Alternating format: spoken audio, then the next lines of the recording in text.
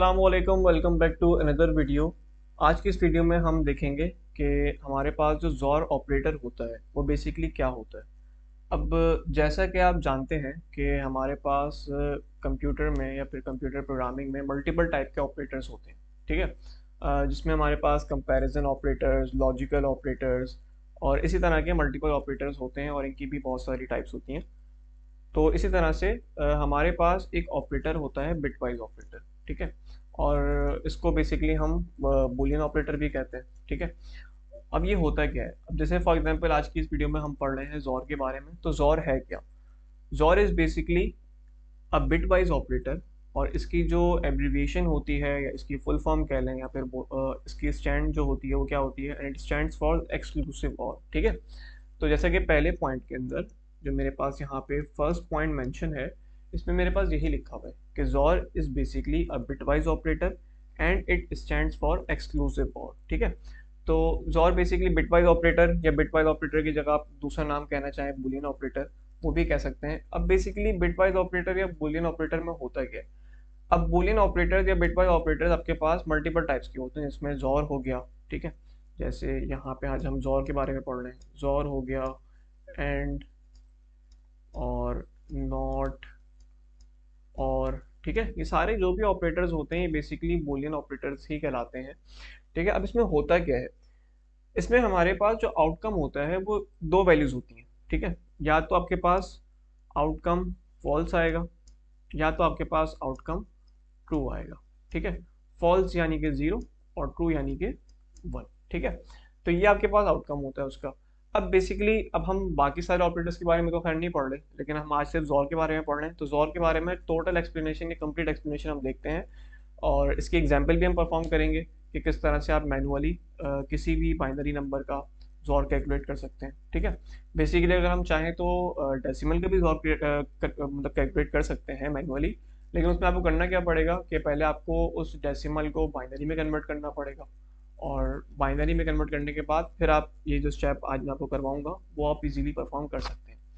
तो सबसे पहले जो फर्स्ट पॉइंट है हम वापस उसी के ऊपर आते हैं और वो बेसिकली क्या लिखा हुआ है, जोर is a bit wise operator. तो ये बिट वाइज ऑपरेटर क्या होता है, थोड़ा हम इसके बारे में जान लेते हैं, ठीक है।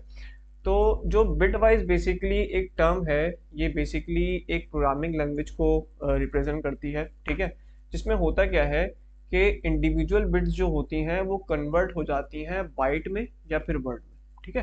अगर आपको मैं यहाँ पे प्रॉपर लिख के बताऊं तो इसमें होता क्या है कि इंडिविजुअल बिट्स जो होती हैं, इंडिविजुअल बिट्स, ठीक है, वो कन्वर्ट हो जाती हैं या फिर हम कह सकते हैं कि मैनिपुलेट हो जाती हैं, ठीक है। किसके अंदर, बाइट या फिर वर्ड के अंदर, ठीक है। तो बेसिकली ये हमारे पास डेफिनेशन है या फिर एक्सप्लेनेशन है बिटवाइज ऑपरेटर की, सही। अब आते हैं हम इसके सेकंड पॉइंट पे। होपफुली आपको फर्स्ट पॉइंट क्लियर हो गया होगा। अब हम आते हैं इसके सेकंड पॉइंट पे। अब ये करता क्या है, इट परफॉर्म्स लॉजिकल ऑपरेशन। ये एक लॉजिकल ऑपरेशन परफॉर्म करता है। अब वो लॉजिकल ऑपरेशन क्या होता है इसके बारे में आगे लिखा हुआ है कि if input bits are the same, ठीक है। If input bits are the same, अगर जो हम इनपुट बिट प्रोवाइड कर रहे हैं अगर वो सेम है तो जो आउटपुट आएगा वो फॉल्स आएगा, ठीक है। Then the output will be false. False यानी कि जीरो। जैसा भी मैंने आपको मेंशन किया था कि आपके पास जो बिटवाइज ऑपरेटर्स होते हैं उनके दो आउटकम्स होते हैं, या तो फॉल्स होगा या तो ट्रू होगा। फॉल्स यानी कि जीरो और ट्रू यानी कि वन, ठीक है। तो अगर हम जो इनपुट बिट्स प्रोवाइड कर रहे हैं अगर वो हमारी सेम है, मतलब अभी जैसे हम परफॉर्म करेंगे तो आपको और क्लियर हो जाएगा। अगर हमारी इनपुट बिट्स जो हैं वो सेम हैं तो हमारा जो आउटपुट आएगा वो फॉल्स आएगा यानी कि जीरो आएगा। और सिमिलरली मतलब अगर हम उसी का अपोजिट करते हैं कि अगर आपकी इनपुट बिट्स जो हैं वो डिफरेंट हैं तो हमारा जो आउटपुट आएगा वो ट्रू आएगा यानी कि वन आएगा, ठीक है। तो दूसरा पॉइंट भी होपफुली बहुत इजी सा है और ये क्लियर हो गया होगा। अब इसकी हम प्रैक्टिकल विजुअलाइजेशन देख लेते हैं कि हम प्रैक्टिकली हम इसको किस तरह से इम्प्लीमेंट करेंगे या देखेंगे। जैसे लेट सपोज यहाँ पे मैंने एक एग्जाम्पल कंसिडर की हुई है, ठीक है, जिसमें आपके पास 1100 10 10 और इस पे मुझे परफॉर्म करना है जोर। अब बेसिकली जो सिंबल लगा हुआ है ये मेरे पास प्लस का सिंबल नहीं है, ये बेसिकली जोर कहलाता है, ठीक है। अगर हम मैनुअली कैलकुलेशन परफॉर्म कर रहे होते हैं तो इसमें ये वाला जो प्लस और उसके ऊपर एक सर्कल सा बना हुआ है वो बेसिकली एक XOR का ऑपरेटर या XOR की एक रिप्रेजेंटेशन हम कह सकते हैं इसको, जिसको हम कंसिडर करते हैं। अब ये जो दोनों पॉइंट्स हमने पढ़े, खास तौर पे ये दूसरा पॉइंट, सही है, ये खास तौर पे जो हमने दूसरा पॉइंट ये यहाँ पे मेंशन है, ये हमने जो पढ़ा है उसकी हम प्रैक्टिकली रिप्रेजेंटेशन हम इस एग्जांपल में देखेंगे कि ये एग्जांपल बेसिकली हमारे पास क्या कह रही है, या फिर वो जो पॉइंट है वो इससे किस तरह से रिलेट कर रहा है। अब देखें, अब अगर यहाँ पे देखें तो आपके पास एक इनपुट दिया हुआ है 1100। अब वो इनपुट कोई भी हो सकता है, इससे बड़ा भी हो सकता है, इससे छोटा भी हो सकता है। तो मैंने एक जनरल सी या नॉर्मल सी एग्जांपल कंसिडर की है, और उम्मीद की है कि इस एग्जांपल के थ्रू आपको इसकी जो प्रॉपर एक्सप्लेनेशन है वो समझ में आ जाएगी। ठीक है, अब यहाँ पे मेरे पास एक एग्जांपल है 11001010। अब हमें इस पे परफॉर्म करनी है जोर। तो अब मैं जोर जो परफॉर्म करूंगा वो इन दोनों को देख के करूंगा। सिमिलरली इन दोनों की अलग जोर होगा, इन दोनों का अलग जोर होगा, और इन दोनों का अलग होगा। ठीक है, तो ये इस तरह से मेरे पास जोर परफॉर्म होगा। अब सबसे पहले जो मेरे पास नंबर है वो है 1 और 1। ठीक है, यानी कि 1 और 1। अब यहाँ पे अगर हम गौर करें तो जो इनपुट बिट्स हैं हमारे पास, वो दोनों क्या है, वो हमारे पास दोनों सेम है। ठीक है, मतलब ये वाला पॉइंट फॉलो करनी है कि if input bits are the same. अगर इनपुट बिट्स हमारे पास सेम हो जाए तो आपका आउटपुट क्या हो जाता है, वो हो जाता है फॉल्स, यानी कि 0।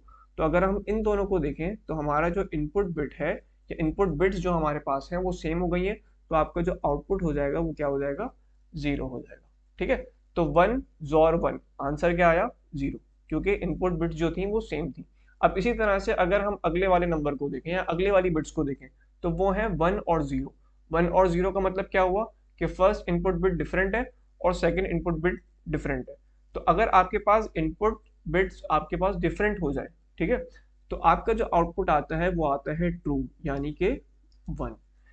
इसी तरह से अब उसकी जो अगली बिट्स हैं हम उनको कंसिडर करते हैं, और अगली बिट्स में आपके पास जो इनपुट है वो है 0 और 1। ठीक है, और 0 और 1 का मतलब क्या है कि वो दोनों जो इनपुट्स हैं या वो दोनों जो इनपुट बिट्स हैं वो भी डिफरेंट हैं, और अगर आपके पास इनपुट बिट डिफरेंट हो जाए तो आपका जो आउटपुट होता है वो होता है ट्रू, यानी कि 1।